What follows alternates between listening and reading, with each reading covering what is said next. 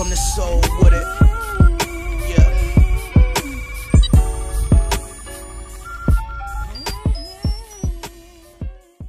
Jermall Charlo is turning himself into a boxing star right now.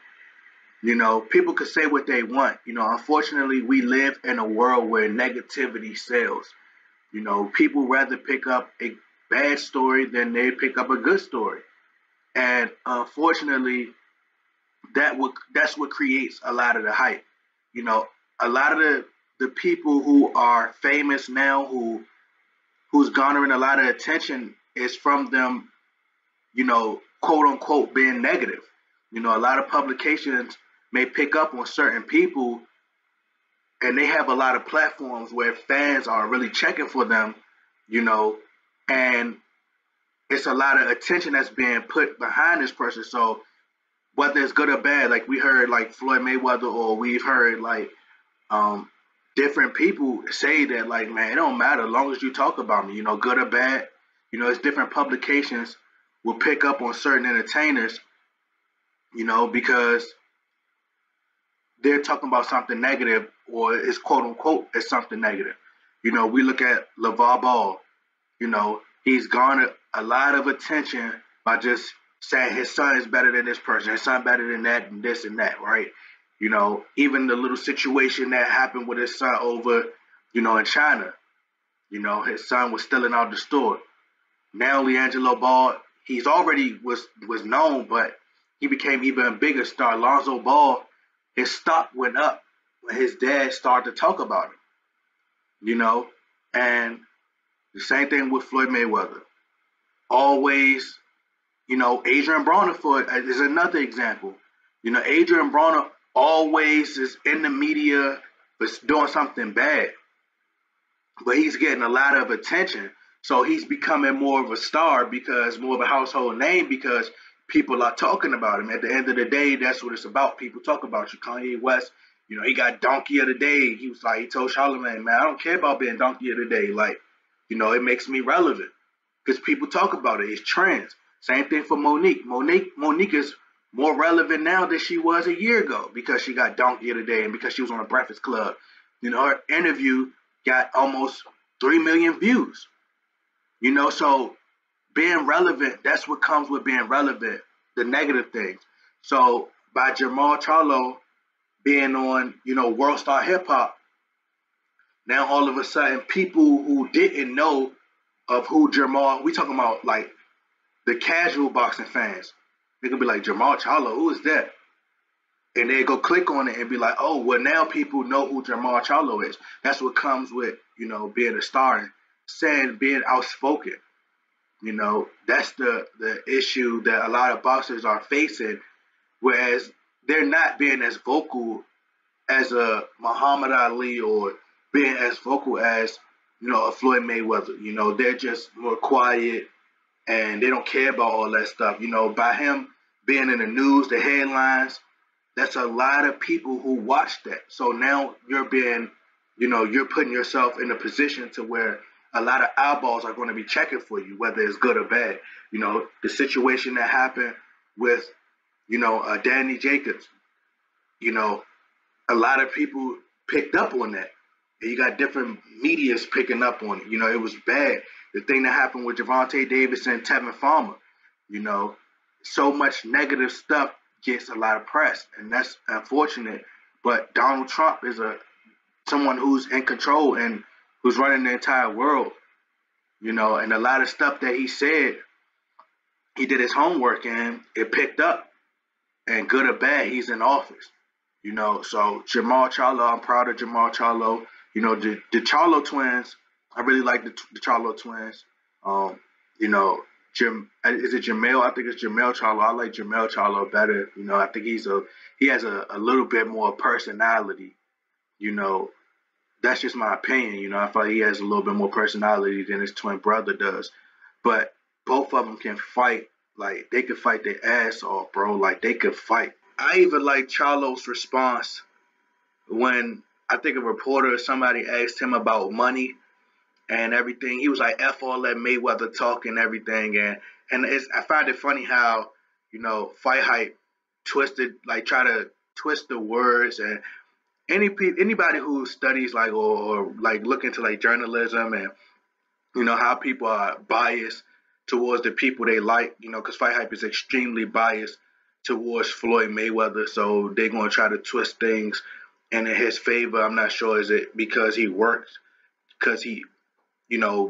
for Floyd Mayweather. Ben Thompson works for Floyd Mayweather, like Adrian Broner said. I'm not sure, but it's great to see these new guys. Like, I mean, you gotta pay respect, but they didn't mean it in a disrespectful way. Like, and for him to say, "Oh, he's fighting for free," or he's not really fighting for money, or they try to put it like that. But I knew exactly what he meant.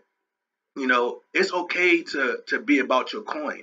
There's nothing wrong with that. Like, if you want to be about your money, it's cool. But we want to see the fights that we want to see, and nobody want to see, like Jermall Charlo said, nobody want to see his opponent face. Nobody want to see him face the opponent that he's facing.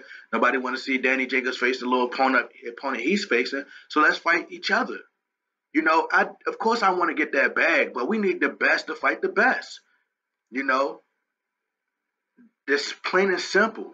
I understand that you want your money. You're going to get the money. The money's going to come. But if you put that work in, you got to put yourself in that position and give people what they want. Then they're going to demand the fight. Then they ain't going to have no problem with giving you the money. So there's a difference. He ain't saying, "Oh, I'm going to go out here and fight for free." Like, nah, he ain't saying that. What he's saying is, let's fight. Whatever the purse is, whatever it is, we're going to get that. Because whoever wins, whoever becomes is going to become, more known. So they're going to become a bigger star once that fight happens. That's just like Keith Thurman and Earl Spence. Whoever win that fight they're going to go to another level because a lot of people are going to talk about it. You got people talk about Jermall Charlo got punked by Danny Jacobs and Woody Woo. To me, I didn't feel like he got punked. I felt like Danny Jacobs was more reserved. He was calm.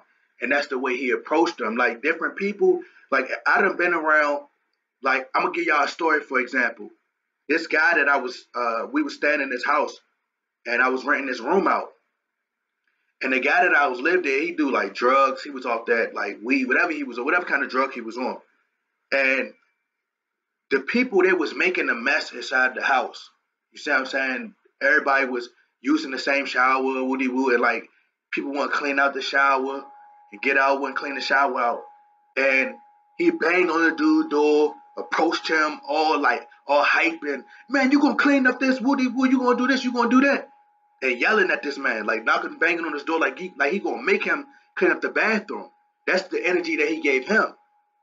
When he knocked on the door with me, when he knocked on my door, because the guy was all giving him that type of energy back, like going at him. He knocked on my door, it was a total difference. Like, he was, like, you could see how his whole energy and everything changed. When he knocked on my door, I opened the door up. And he looked like he had a tone like he was like hype. But then he calmed down. He started chilling when he was talking to me. Because people could look at certain people and be like, "Oh, okay, I gotta respect him because I can't just punk him like I did this." So it's just a respect thing. He'd defend himself if he had to. You see what I'm saying? That's when if you know you can't beat somebody, that's when you're going to be a little bit scared. That's when you're going to be like, "Oh, bro," or, you don't want to really get into an altercation like that. But the way Danny Jacobs approached him, he had no choice but to be calm and reserved. Now, I'm pretty sure if Danny Jacobs came with that energy, he'd be like, "Man, who you think you talking? What?" And it would have caused it more ruckus than it already was. You see what I'm saying? So I don't think he was scared or, he was timid or anything. I just think he respected Danny Jacobs because Danny Jacobs didn't give him that type of energy. They shook hands like, man, it was everybody else who was really causing the confrontation. You see what I'm saying? He was more relaxed once he seen that. So that's the type of person the Charlos would make me, feel like if you give him that type of energy, and it's the same thing with Earl Spence. He's not going to go in there and just trash talk you. He's going to wait until you start to talk the trash or something, and then he's going to, bite back. You see what I'm saying? So, I don't think they were scared, but, I'm interested in them fighting. They building up a fight. It's just going to happen. That's the main concern that I'm really trying to figure out. you know. And I think that's a issue with, Earl Spence. He's more so quiet. He doesn't really, care about all that stuff, all the spotlight, and it could be detrimental. It could hurt a lot because a lot of people don't pick up on you, so they won't put as much pressure on somebody else.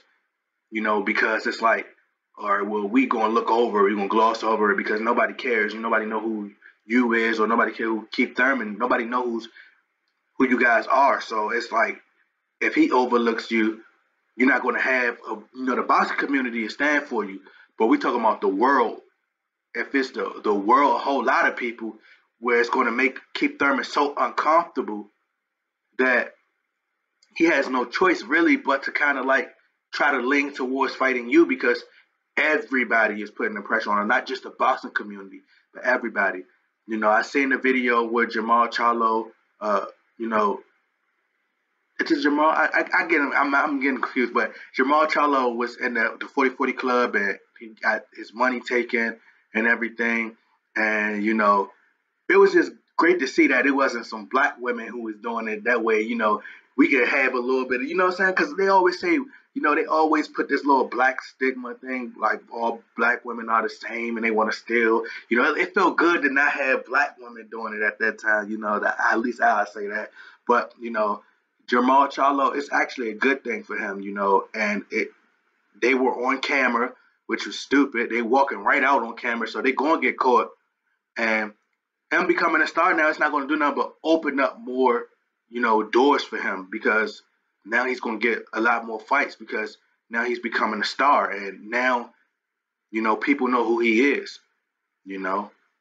But anyway, y'all get in that comment box, like, share, subscribe. I'm out.